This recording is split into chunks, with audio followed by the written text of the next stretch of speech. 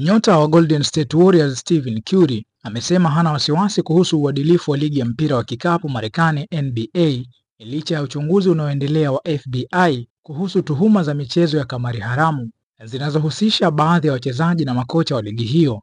Tukio hilo limezua maswali mazito kuhusu athari za kamari katika uhalali wa mashindano ya michezo nchini Marekani.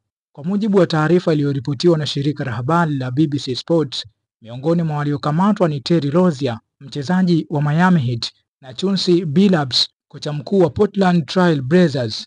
Wawili hao ni sehemu ya kundi la watu kadhaa waliokamatwa kutokana na uchunguzi mpana unaohusisha pia michezo ya poka inayodaiwa kuendeshwa na mitandao ya kihalifu ya mafia. Taarifa za waendesha mashtaka wa shirikisho zinasema kuwa Rozier na Billups walitajwa katika mashtaka mawili tofauti yaliyowasilishwa siku ya Alhamis, ingawa wote wawili wamekanusha tuhuma hizo. Rozier mwenye umri wa miaka 31 ni miongoni mwa watu 6 waliotiwa mbaroni kwa madai ya kushiriki katika njama za kubadilisha matokeo ya michezo kwa makusudi ili kuathiri masoko ya kamari. Ripoti zinaeleza kuwa baadhi ya wachezaji wanadaiwa kufeki majeraha au kucheza chini ya kiwango kwa makusudi, jambo linaloonekana kuhatarisha uadilifu wa michezo. Hata hivyo, hadi sasa hakuna ushahidi wa moja kwa moja uliowekwa wazi unaothibitisha madai hayo, huku uchunguzi ukiendelea chini ya usimamizi wa FBI.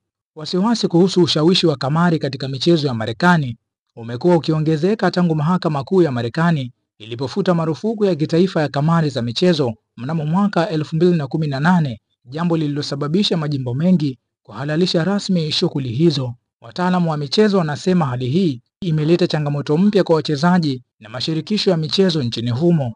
Stephen Curry, ambaye amewahi kutoa tuzo ya mchezaji bora wa msimu MVP mara 2, amesema kuwa wachezaji wengi wa NBA wanatambua mipaka na maadili ya michezo licha ya mabadiliko haya mapya katika mazingira ya kimichezo. Nikimnukuu maneno yake, ameeleza kuwa kila mtu anajua nini cha kufanya na nini kisifanywe. Hili ni eneo jipya kwa kila mmoja wetu, lakini nadhani tunawajibika ipasavyo.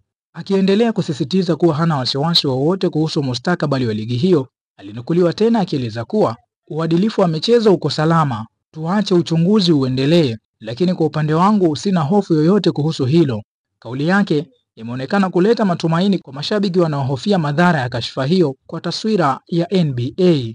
Mchezaji mwenza wa Curry katika kikosi cha Warriors, Draymond Green, naye alizungumza akieleza mshangao wake kuhusu tuhuma hizo. Alinukuliwa akisema kuwa, nilishtuka sana.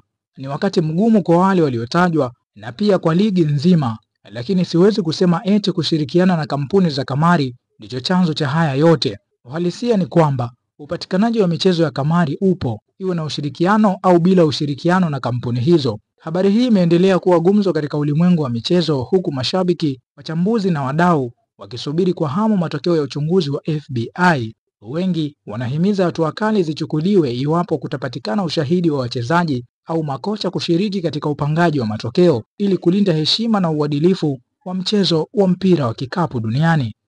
Bakari Chimpanga, Doc Nation TV.